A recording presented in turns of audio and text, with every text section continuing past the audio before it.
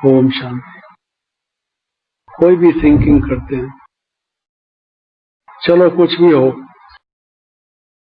लेकिन जो थॉट को रोकने की कोशिश करते हैं, स्टेबलाइज होने की कोशिश करते हैं, ये एक एफर्ट है, ये एक कर्म है। ये कर्म जो है काज के बाद इफेक्ट होता है, कर्म के बाद उसका परिणाम होता है। ये जो आप कर्म करते हैं उसका क्या परिणाम होता है, फिर वो परिणाम काज का इफेक्ट, काज का काम करता है, फिर उसका क्या इफेक्ट होता है। You can't totally prevent your mind, your mind is active. आपका मन जो है वो कार्य कर रहा है, रोकना भी एक कर्म है। और उस कर्म के बाद फिर उसका क्या इफेक्ट होता है, ये कुछ इस तरह से चर्चा हुई, एग्जैक्टली मुझे भी याद नहीं है। उसको अच्छा लगा कि ये सूक्ष्म बात है, सोचने की जरूरत है। लेकिन कहने का भाव ये है कि सूक्ष्म से सूक्ष्म भी कर्म हो, हमारा पुरुषार्थ हो, हमारा कोई एक्शन हो, वो वेस्ट नहीं जाता, वो असर तो लाता है। तो इसलिए जो हम पुरुषार्थ करते हैं उसे कभी कभी अगर निराश हो जाते हैं, ये गलत है। ये निराशा हमारा बहुत शत्रु है, ये हमारे रास्ते में बहुत बड़ी रुकावट है। बाबा कहते हैं निश्चय आत्मा विजयती, निश्चय रखो कि ये रास्ते में मेरे रुकावटें सब मैं दूर करके रहूंगा। मैंने अपने लक्ष्य तक पहुंचना भी है, चाहे जो कुछ हो जाए। I must. ये जहां पर डिटर्मिनेशन होगी, निराशा नहीं आएगी, वरना निराशा आ जाएगी। जो व्यक्ति, जिसको कहते हैं मन के हारे हार है, मन के जीते जीत, जिसका मन हार गया वो तो हार ही गया, उसकी डिफीट हो गई। ऐसा जीवन में कभी नहीं आने देना चाहिए। तो पुरुषार्थ अथक वो है, जैसे हम सेवादारी के लिए कहते हैं, ये अथक सेवादारी है। ऐसे पुरुषार्थियों में भी अथक पुरुषार्थी होते हैं, जो थकते नहीं हैं। अरे भाई 60 साल योग लगाया है, बाबा के तो बन ही चुके हैं, अब हमारे जीवन में और लफड़ाई क्या है, अब क्या करने का है। थक नहीं जाते। रात के राही थक मत जाना, सुबह की मंजिल दूर नहीं। ये तपस्या है, साधना है। इसमें एक भी एब्सेंट, एक भी नागा आने नहीं दो। अगर आपने कहीं ढील की और वो मिस करने लगे तो देन डाउनफॉल शुरू हो जाएगा। There is no end. सावधान रहो, चाहे आप कितने भी बड़े योगी हों, कितने भी वर्ष आपने पुरुषार्थ किया हो, साधना आपकी बहुत ऊंची क्वालिटी की हो, ये अभिमान कभी सूक्ष्म मन में विचार कभी भी नहीं आना चाहिए। कर लिया, अब क्या बात है, अब क्या जरूरत है। ये विचार ही गलत है, ये गिरावट का साधन है। करते चलो, करते चलो, करते चलो, ये बात, निराशा उसमें ना आए। दूसरी बात यह है कि हमारे जीवन में कई ऐसे हैबिट्स हैं, कमियां हैं, कमजोरियां हैं, खराबियां हैं, जो लगता है तो मामूली सी बात, कोई खास नहीं है, थोड़ी सी है। शब्द है थोड़ी सी, लिटल, जस्ट ए लिटल। शुरू में आदमी सिगरेट पीता है तो पहले पहले एक दिन में कोई सारी डब्बी तो नहीं खत्म कर देता, एक सिप लेता होगा, एक सिगरेट पीता होगा, आधी पीता होगा, अच्छी भी नहीं लगती होगी। They always start from a little, थोड़ी से ही शुरू करता है व्यक्ति, थोड़ी थोड़ी करके ही चीज बढ़ती है। इसलिए इसकी गफलत मत करो कि मेरे में ये खराबी जो है थोड़ी सी है, ठीक हो जाएगी। वो एक दिन आपको हड़प कर देगी, सारा एनगल्फ कर लेगी। ध्यान दो, उस थोड़ी सी को निकालो। Little drops of water make the mighty ocean, little grains of sand make the mighty deserts, कहते हैं ना। Little and little makes a mickle, थोड़ा थोड़ा करके, बूंद बूंद करके तालाब बनता है। तो ये बढ़ती जाएगी, ये सारी चीजें बढ़ती हैं, बीमारी बढ़ती है। निप दी विल इन दी बड जिसको कहा जाता है, शुरू से ही उसको समाप्त करो। तो थोड़ी कह के जो टाल देता है वो बड़ी गलती कर बैठ, बाद में पछताता है कि मैंने ऐसा नहीं समझा था। तो ये गफलत भी कभी नहीं करनी चाहिए। हम में सब में कुछ न कुछ ऐसी बातें हैं जो ठीक होने की हैं और हम उनकी तरफ गाफिल हैं। हम उनको थोड़ी समझ के चला रहे हैं, उसका नतीजा जो है वो खतरनाक है। इसका कुछ ख्याल करने की जरूरत है, थोड़ी नहीं है। कई दफा हमने अखबारों में न्यूज पढ़ी, एक अखबार में एक दफा था कि एक 5 स्टार होटल था, एक अच्छे कमरे में एक वहां जो रहने वाला था रहा हुआ था, रात को पढ़ते पढ़ते उसके हाथ में सिगरेट थी, पीता रहा, रखता रहा, वो जो एस्ट्रे होती है, और आखिर में नींद आ गई उसको और सिगरेट उसकी जलती रही। पता नहीं पास में क्या था क्या नहीं था, आग भड़क गई धीरे धीरे, वो सोया पड़ा रहा। सारे होटल को आग लग गई, एक सिगरेट के बट से, बर्निंग बट से, छोटे से टुकड़े से था, थोड़ा था, और इतना बड़ा मल्टी स्टोरेज, इतना आलीशान बना हुआ होटल समाप्त। किसी कमरे में आप घास भर दो, उस घास में एक छोटी सी चिंगारी जो है आग की स्पार्क डाल दो, क्या होगा? सारा आग लग जाएगी। तो थोड़ी सी चीज को थोड़ा मत समझो, वो मल्टीप्लाई हो जाती है, बढ़ जाती है।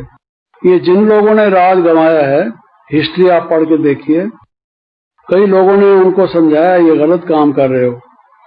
शुरू में वो 2-4 लोगों ने उनको बताया कि महाराज आप ये ठीक नहीं कर रहे, इसका नतीजा ठीक नहीं। उन्होंने समझा 2-4-5 लोग ऐसे विरोध करने वाले हैं, कोई बात नहीं, इनको दबा दो। दबाने की कोशिश की, नतीजा ये हुआ राज गंवाना पड़ा, राज से हाथ धोने पड़े, क्योंकि उन्होंने ये नहीं समझा कि ये बढ़ जाएगा, वक्त पर उसकी तरफ ध्यान नहीं दिया। तो जिसको बाबा कहते हैं अलर्ट बनो, अलर्ट बनो, एक्टिव बनो और अलर्ट बनो, बाबा की बहुत सारी मुरलियों में है एक्टिव और अलर्ट बनो। और हमको क्या अलर्ट बनना है? कोई हम हिंदुस्तान और पाकिस्तान की लड़ाई के मोर्चे पर खड़े हैं कि बंदूक लेके हम अलर्ट रहे? हम वो अलर्ट तो नहीं बनने वाले ना। हमारा अलर्ट ये है कि जो हमारे शत्रु 5 विकार हैं, उनसे जो हमारी लड़ाई है, उनसे अलर्ट रहो। वो थोड़ा थोड़ा करके आप में प्रवेश करेंगे। थोड़ा सा ये खा लो, थोड़ा सा ऐसा कर लो, कोई फर्क नहीं पड़ता। इतने बरस के तुम योगी हो, तुम्हारे ऊपर इसका कोई असर होने वाला नहीं है। समझा? कर लेता है आदमी, लोगों के बहकाने से, करने से कर लेता है। वो थोड़ा थोड़ा खा जाता है उसको पूरा ही। तो अलर्ट रहो, इसको बाबा कहते हैं अलर्ट और एक्टिव रहो। इतनी की हुई साधना, तुम रोज सुबह उठते रहे, नहाते धोते रहे, ठंडी में भी गर्मी में भी, नींद का त्याग किया, चाहे कितने बजे भी सोए, तुमको ईश्वर की लगन थी, तुमने और कुछ इकट्ठा करने की कोशिश भी नहीं की, और एक ही तरफ धुन लगा के चलते चले। अब थोड़े से में तुम फंसने लगे, मारे गए तुम जी, तुम्हारे गिरावट के दिन आ गए। तो इसलिए इस चीज का ख्याल करना चाहिए थोड़ा। ये गफलत बहुत खराब है, थोड़ा। फिर तीसरी बात ऐसी है, पोस्टपोनमेंट, पोस्टपोन कर देना, आज नहीं करते, कल करेंगे। Never postpone good things in life. Opportunities come once in a while. आपके द्वार पर आकर कोई खटखटाता है, भाग्य आके आपको जगाता है, चलो मैं तुम्हें राजा बनाता हूं, तुमको आज नहीं भाई कल आना, मैं रात को सोया नहीं था, अब तुम जाओ, कल आना। अरे कल किसने देखा है, दूसरा राजा बन जाएगा। इसको बाबा कहते हैं take a chance and become a chancellor. वो डॉक्टर राधा कृष्णन थे, बहुत अच्छे प्रोफेसर थे फिलॉसफी के, और उनका जीवन अच्छा था, सिर्फ प्रोफेसर नहीं थे। वहां कलकत्ता के जिज्ञासुओं ने, रिसर्च स्कॉलर्स ने उनको बग्घी में बिठा के शहर में जुलूस निकाला, घोड़ा नहीं लगाया, खुद खींची उनकी बग्घी।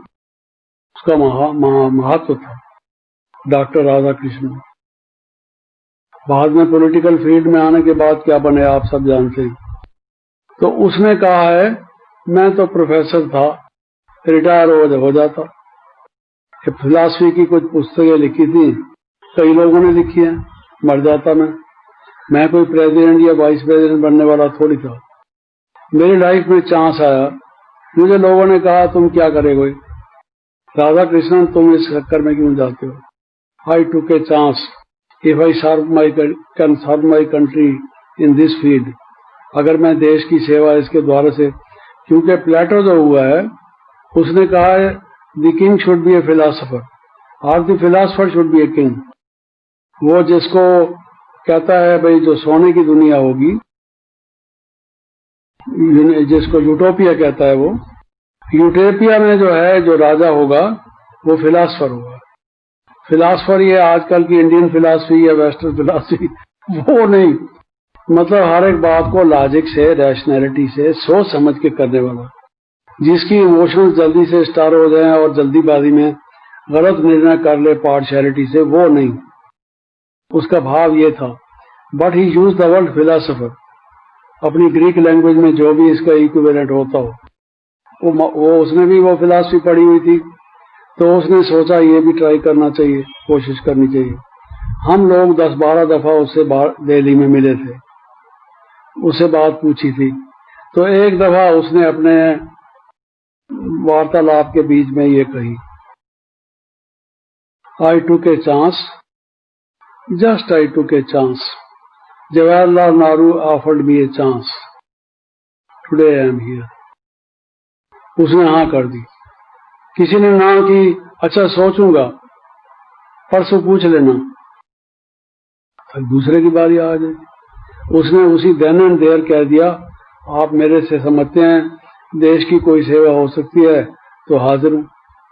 मान गया तो उसने बात पक्की हो गई, खत्म हो गया। तो अच्छा काम कोई भी है, सेवा का चांस मिलता है। मान लो हम कहें भाई आप तो रहने दो, मैं बहुत थका हुआ हूं, आज नहीं होगा, ये सेवा का चांस आपको फिर इसी कंडीशन में, इन्हीं लोगों का इसी हाल में नहीं मिलेगा। History repeats, but it repeats only once in a kalpa. Don't think it repeats every month on this particular date, under the same circumstances, in the same conditions. No. By then you will have changed. The circumstances will have changed. सारा परिवर्तन हो जाएगा, समझा। तो इसलिए जिस वक्त जो चांस मिलता है, गोल्डन चांस, अच्छा चांस, उसको कर लो। करना है जो भी कर ले, ये वक्त जा रहा है, ये वक्त जा रहा है। Time and tide wait for none कहते हैं। कर लो जो भी अभी करना है। तो postponement is the thief of time, वो कहते हैं। Procrastination is the thief of time. जो टाल मटोल करता है, वक्त की चोरी कौन करता है? टाल मटोल। ये मत करो, कोशिश करो जो अच्छे काम है। अब कोई व्यक्ति क्या करता है, ये यज्ञ में फलानी जगह पर ये होगा ना कार्य इतना बड़ा, मैं क्या करूंगा, इतना पैसा पड़े पड़े तो खत्म हो जाना है, विनाश तो होना है, ये तो मैं समझ ही चुका। तो मैं समझता हूं कि मेरे पास बहुत है, इतना अगर दे दूं तो मेरा कोई फर्क नहीं पड़ता। हाँ जी, सोच लिया, हाँ दे दूंगा, देता नहीं है उस वक्त, कहता है अच्छा सोचूंगा।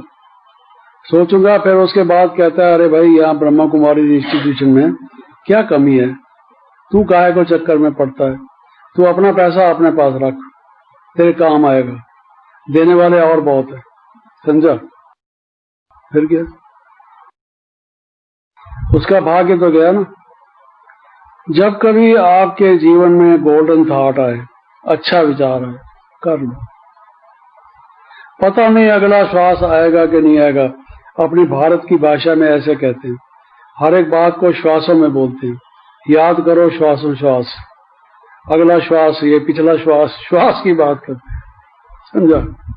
तो ये समझ के करो कि जो अच्छा काम है उसको पोस्टपोन मत करो। Never never postpone good things in life. If you really want to reach your goal in time, अगर कोशिश करना चाहते हो तो थोड़ा थोड़ा भी अगर पुरुषार्थ होता रहे ना से, वो भी अच्छा है। नागा नहीं होना चाहिए।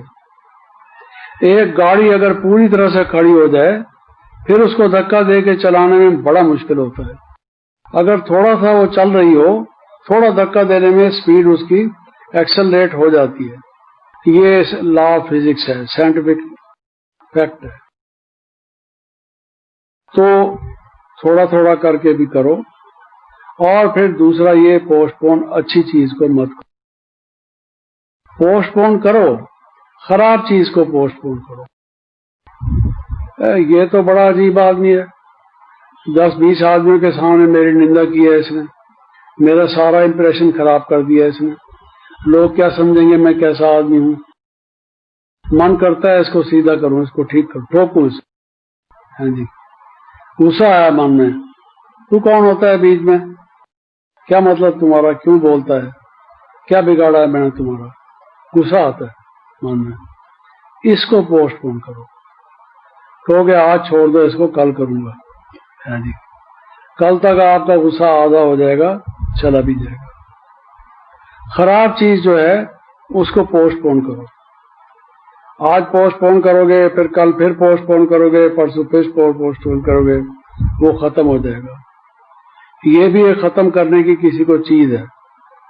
किसी को एक कोई तकलीफ है, ट्यूमर है, कुछ है, डॉक्टर लोग कहते हैं इसको ब्लड मत जाने दो, ये सूख के खत्म हो जाएगा अपने आप ही।